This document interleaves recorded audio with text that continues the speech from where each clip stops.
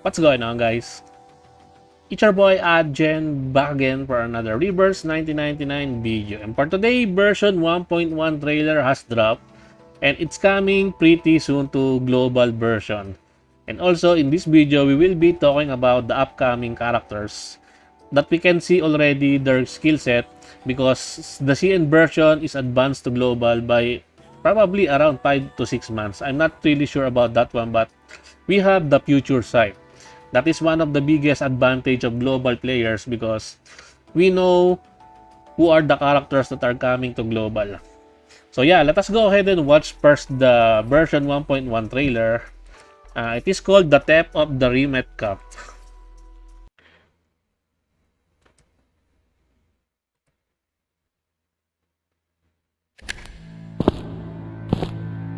Hey, is that gal really coming?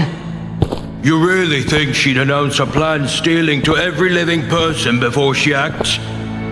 And she even made a security plan for us. Well, I'll say, she's either a maniac or a freaking crime genius.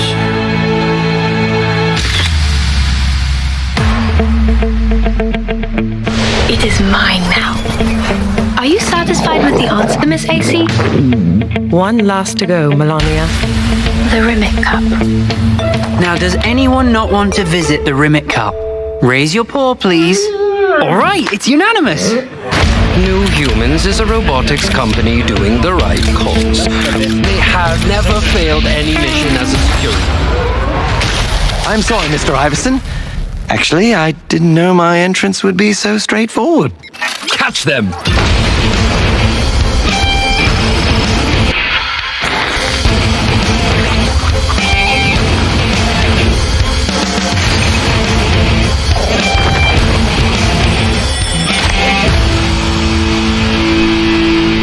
I can't believe someone has found me.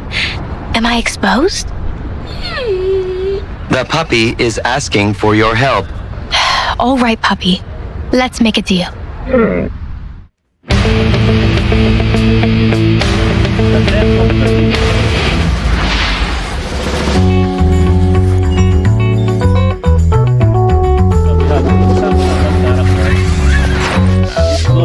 A great thief won't confine herself to nighttime operations.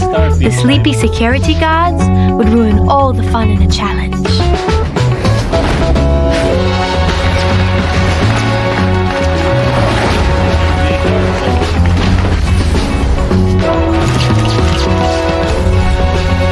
Best logo. The puppy is delighted by your visit. He is about...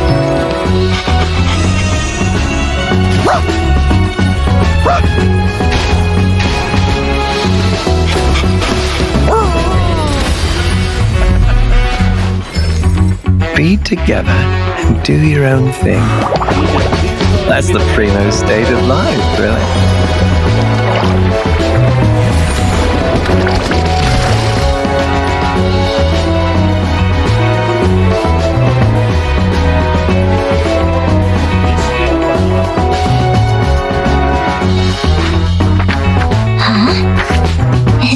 No one here now? Then I will read my diary out aloud.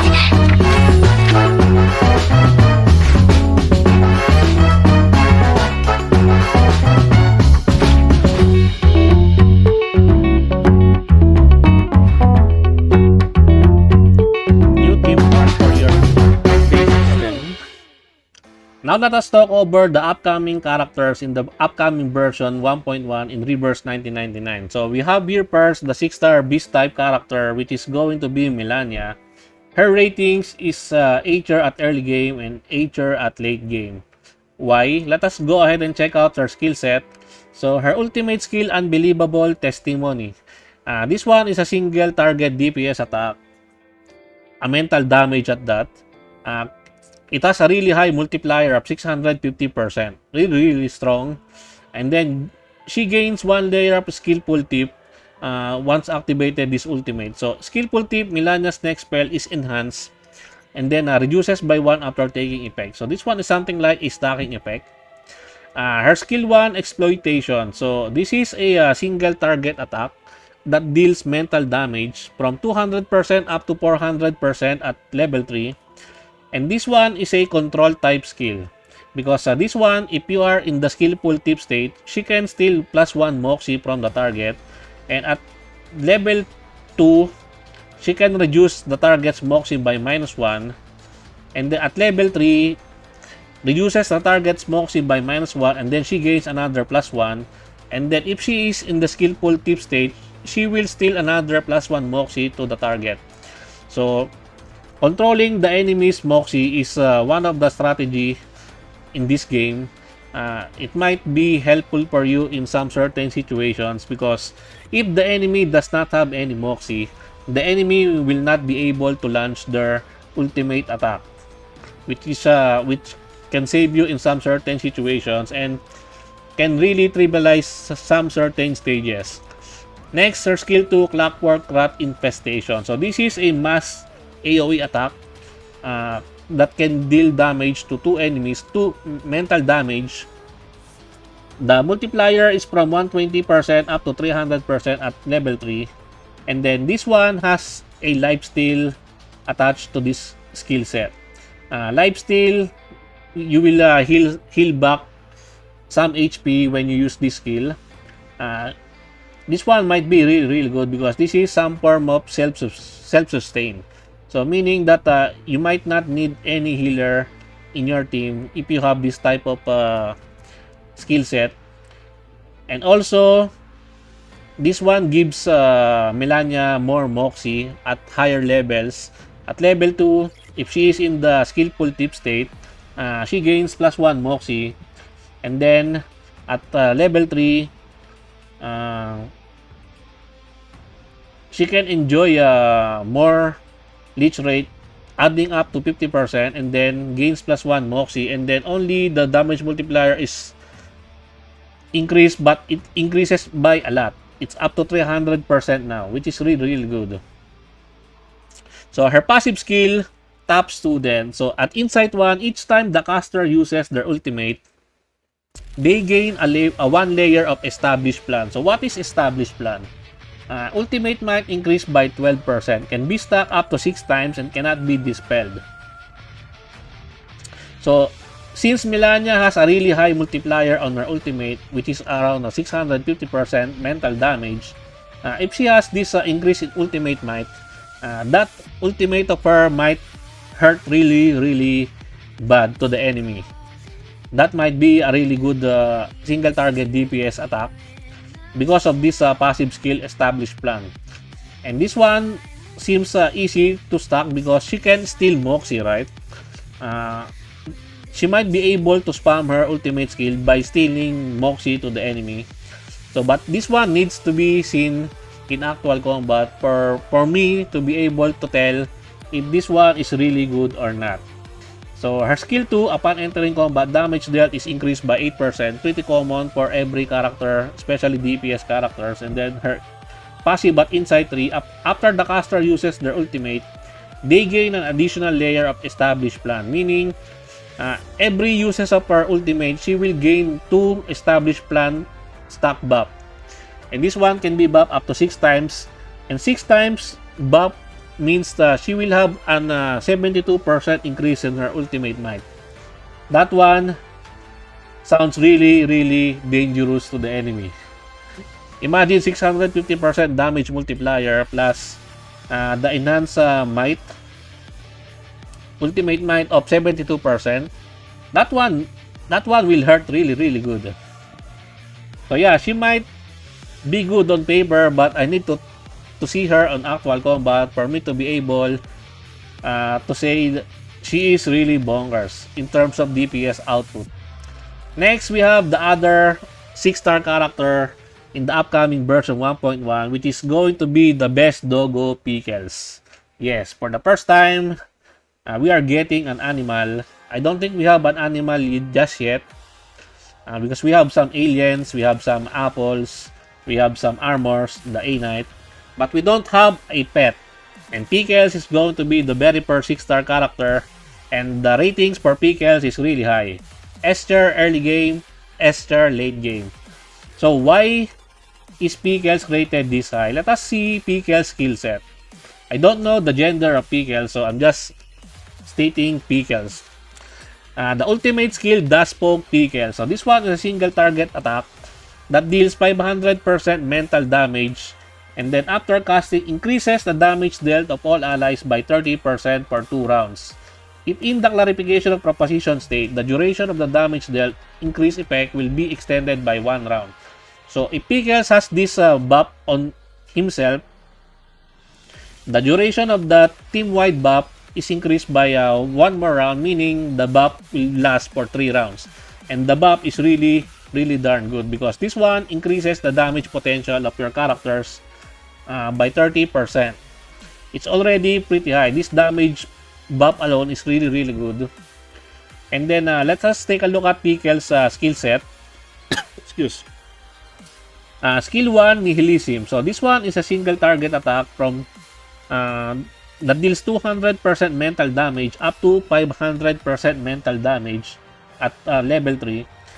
And this one, Pickles is in the clarification of proposition state, more additional damage. So yeah, Pickles is probably centered burst DPS and also a buffer just by reading the skill set alone, because she can buff the team-wide buff with this increase in damage, and then more damage capabilities for Pickles on the S1, and then the S2, Judgment of the Ball. This one is an AoE attack that can target up to 2 enemies and deals 150% up to 300% mental damage. And this one is a dispel, has a dispel attached to this kit. So this one dispels stats up, positive status, and then counter. And if Pickles is in the clarification of proposition state, this one can have penetration rate. So penetration rate means ignores defense. So yeah, Pickles might be a really good DPS character that has some form of buff, team-wide buff with the ultimate. Sounds really good. Now, her Pickles' passive skill, the Inheritance, the Elaboration of Proposition. At Insight 1, if the caster has not acted this round, gains 1 layer of clarification of proposition. And then every time clarification proposition is triggered, gain +1 Moxie. How to get this one? Pickles' next normal skill or ultimate is enhanced, reduced by 1 level after taking event. That is the buff of the clarification of proposition, and getting this buff is really easy. Just not use Pickles on the round. Just use your other characters, and Pickles will already get this buff. The passive 2 for Insight 2 is upon entering combat, damage dealt is increased by 8%, pretty common, especially for DPS characters. And then the Elaboration of Proposition Insight 3. So upon entering combat, immediately gain 2 layers of clarification of proposition. So 2 stacks of buff, clarification of proposition buff to Pickles, which is really nice. But Insight 3 is really expensive. It really up to you if you will Insight 3 Pickles all the way to Insight 3 once you've gotten Pickles. But yeah, Pickles looks really darn good in this in paper. Moving on to the last character that will be available in the upcoming version 1.1, we have Diggers, which is a 5-star plant type character. His ratings in the CN version is A tier at early game, then A tier at late game. The ultimate skill, Close Your Eyes, Dreams Are Coming. This is a single target attack that deals 450% mental damage. If you guys notice, all of these 3 characters are mental DPS characters. They all deal mental damage to the enemy. I just noticed that one. And then this ultimate inflicts Nightmare for 1 round. Nightmare means that the opponent cannot act, dispels the effect after taking any attack. This one might be really good for controlling the enemy, for not letting them doing some attacks or moves. This one might be really handy for you to buy some time getting more attackers or surviving the enemy or healing yourselves might be really good. And this one, I can already tell that he's going to be a DPS and a control type character by having this nightmare skill on his ultimate skills. And the skill 1, Peace Reign Supreme. This one is a single target and a debuff. A damaging debuff skill, because at skill level 1, this is only a DPS attack. And then at skill level 2, it can now debuff one target and inflicts one stack of weakness. Weakness, you will have some damage bonus by 25% if you inflict weakness to the enemy, which is really good for bursting down the enemy's HP. The skill 2, Bubbleism. So this is a AoE debuff skill and reduces the reality and mental defense of all enemies by 15% for 2 rounds. So yeah, he is going to be a really good defense breaker both for reality and mental defense. Usually the available debuffer defense breaker right now, Born Bloom for reality defense. For mental defense, I believe the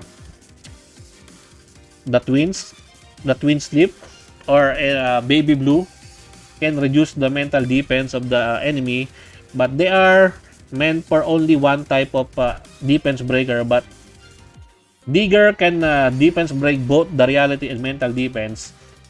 Really nice, but it's only up to 15% even at max level 3. But this one can also inflict terror, which is when a round ends, Moxie -1. So you can control the enemy's Moxie by reducing them, by inflicting them with some terror debuff. So yeah, he's going to be a control debuffer character with his skill set like this. I'm really excited for the upcoming version 1.1. We will be getting a free skin for Apple, and then there will be some paid skin for Centurion, for Regulus, I believe. I've seen in the video. So yeah, what do you guys think about this upcoming version 1.1 update? Is it good or not? Let me know your thoughts in the comment section down below. And I think that's it for me for today, guys. I hope you enjoyed this video. Please leave a like and subscribe. I would really appreciate it if you could help me grow my channel more. And thank you to everyone who are supporting my channel. I appreciate every one of you. Until next time, peace.